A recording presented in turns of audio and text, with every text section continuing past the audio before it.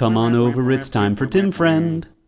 Hey, welcome back to Tim Friend. Well, it looks like we'll probably wrap up this chapter on this episode because we're breaking through the second of his blockades, and once we're able to sort of blockade him in his factory, we'll have an APC and a medium tank run right for his HQ, so you don't have to fucking watch me grinding away at his factory, which will undoubtedly be pumping out medium tanks till the very end.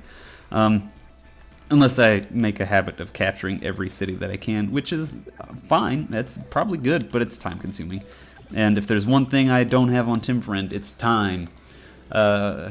Even though basically, like, part of the reason I started Tim Friend is because I was like, I've got all this extra time. I wonder if other people would like to see what I do in my free time. And it turns out, sort of. The answer to that question is, no. No. I mean, some people might like it, and that's sort of, like I said, I'm not doing this for the money. I'm doing this because some people might like it, and that's fine.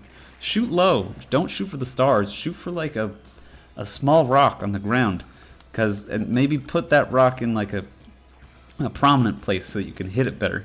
Why don't shoot at a rock? Is that a gun? You know the bullet's gonna ricochet. Like, practice gun safety. Tim Friend, practice gun safety. What the fuck? Captain Ramble Friend over here. As per usual, really.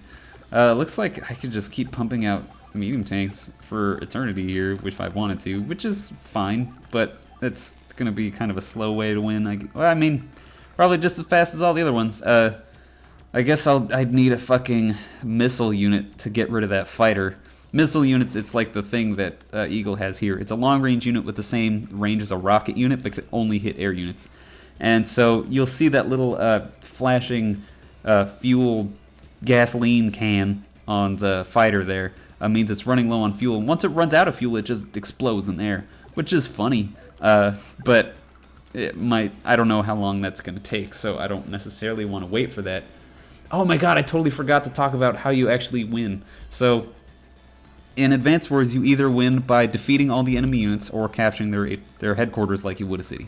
That's it. It's really simple. In this one, we're probably going to end up getting pretty close to both of them at the same time, because it looks like we're cleaning up most of his main forces. His fighter's going to explode in a few turns just by itself, and then it'll just sort of be a grind getting through that little blockade he's slowly filling up. As he's sort of slowly filling up every square on that island. It'll take all of our ranged units firing as one in sort of practiced volleys, which I've never said before, but that's a fun thing to say, because I read a lot of dorky-ass sci-fi and fantasy books with big epic scale wars in them, and because that's my jam. But practiced volleys is a thing that you hear in those type of books, and I'm like, oh, I got to sound like General Karampapamp, just like General Karampapamp at the Battle of Grompelsbong. Grompelsbong was a terrible defeat for the Karmplurps. They never quite recovered, as seen in Book 2 of the Krampomp series. All fake, but sounds almost real if you don't use my ridiculous fake fantasy names. The mech's gonna come in and shoot my tank. Oh, not even shoot my tank, just gonna come on in. Okay, that's fine, Rocket. You do whatever you just did. I don't know why, because now you can't shoot at my tank if I move it in there. I can move up this tank to shoot at this mech, move up another tank to shoot at the mech, and then move up my regular tank to shoot at the rocket. And that's the most important part. When you're blockading, or when you're going to attrition something, it's really important to get the things that can shoot the things that you can do. Shit. Give him less flexibility, I guess. Be able to shoot his units with more units than he can shoot your units with. Did that make sense? It almost did. I can't get there because it's a forest. Mother F. Oh well. But yeah, like, if I can kill that rocket unit, it's going to be a much easier slog. But easier said than done on that front, I'm afraid. I'm not sure how high his CO meter is. It's not maxed out yet, but it probably will happen at least once during this little attrition fight. That's okay. It's not the best, but it's fine. Don't worry so much about it, Tim. I'm not worried. I'm a little worried. I don't want to commit any embarrassing mistakes, because like I said, this is a much more strategic game than Fire Emblem is. And while I would definitely call Fire Emblem a strategy game, this one definitely has more reliance on you outplaying your opponent in given situations, rather than you sort of being able to use your overpowered units and plow through a map. Because there's no matter what you have, there's counters to it. And I really like that about Advance Wars. Like, there's no perfect unit. Like in Fire Emblem, my fucking Kent and Sane are off the Kent and Chain, and I could basically almost throw them at anything except any non-boss thing, and they'd win. Not so in Fire Emblem. That shit does not happen.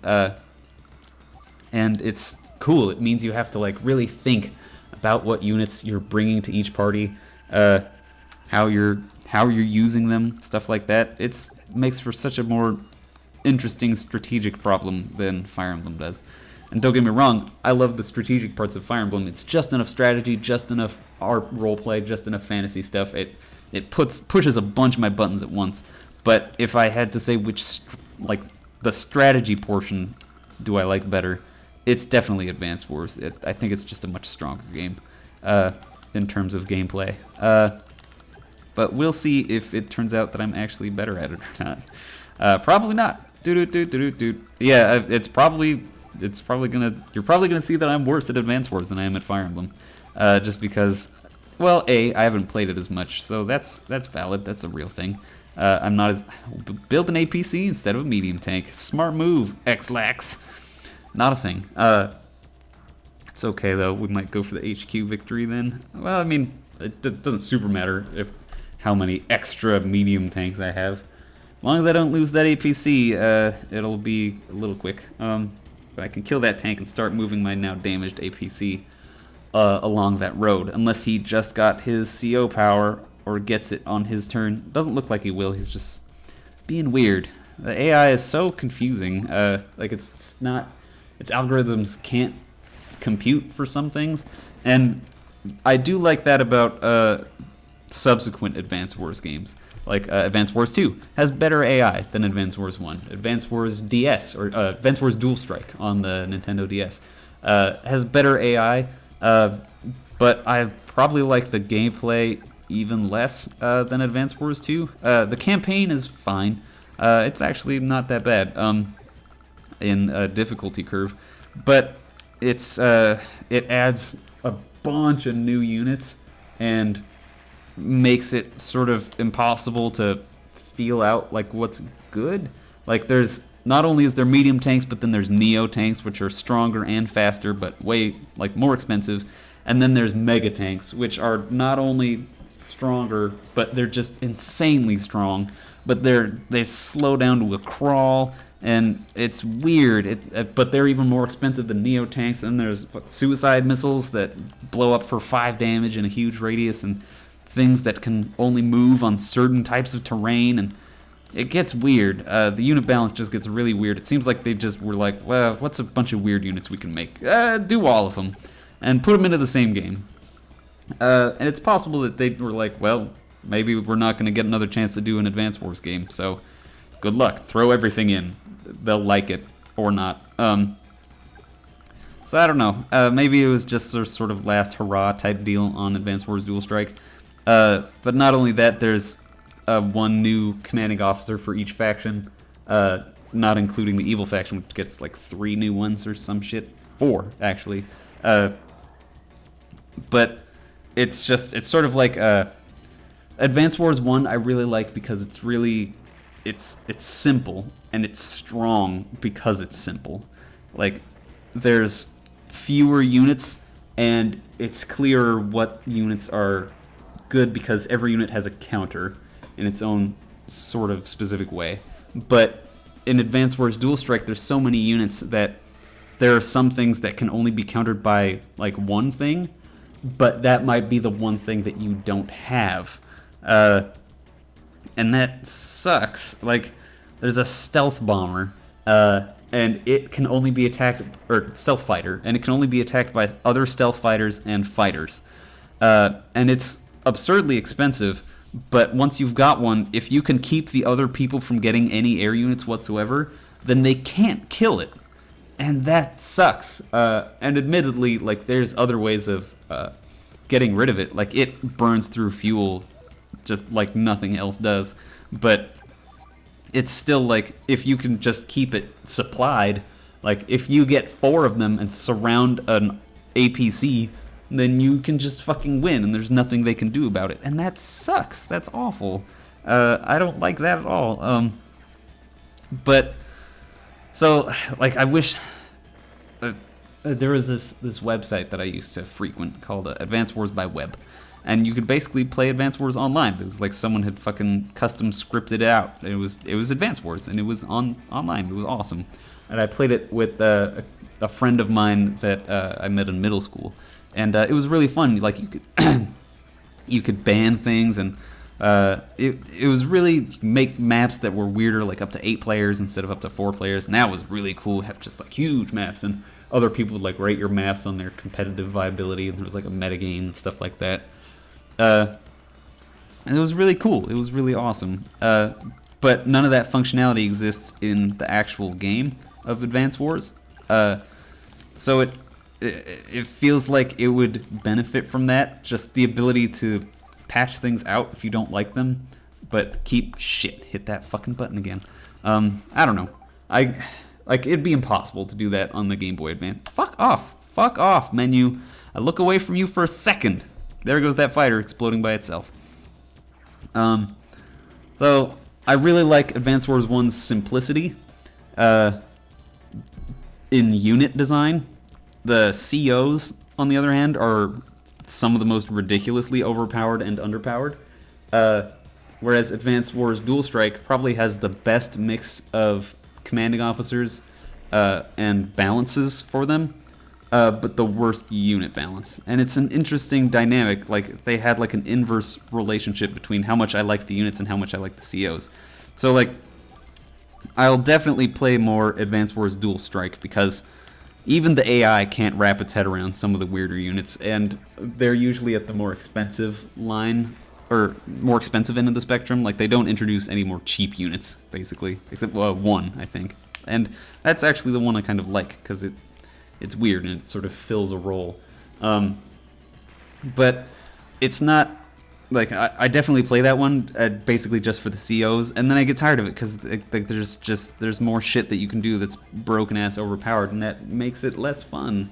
Whereas Advance Wars 1, it feels like the broken ass overpowered shit is basically determined by which CO you choose. And if you choose one that's not overpowered and you go up against one that is overpowered, then you're probably going to lose. Unless you're playing against the AI and you can outthink it to the max. Which is possible because it's an AI. Oh shit, that's my roommate. And unpause, sorry about that. We're almost done with this chapter anyway, so we'll just wrap it up and then we'll call it a day for the recording session. But yeah, that's why I like Advance Wars Dual Strike. I like the COs better. I like it. It's more fun. It's more enjoyable. But at the end of the day, it doesn't have as much like replayability as I think it would if it had like the unit balance of this game. But in the same boat, like I don't know. Maybe it's right to have more COs because there's more of a unit variety and you can do weirder shit. But none of them take advantage of the new units in any special way. But they're all like all the COs are really inventively designed. So I don't know. It still doesn't improve on the fucking writing, and definitely doesn't improve on the character depth at all. But that's not what the game's about, like I've said. Anyway, I'll kill off this infantry, and we'll check our grade, and then we'll call it an episode, if you will. I lost. Everyone seems so confused that you win, even though you keep winning. Who in the world is that? Incredible writing. Yeah, no points in speed, but full points in everything else. Good job, friends. Alright, see you guys next time on Tim Friend. Tim Friend.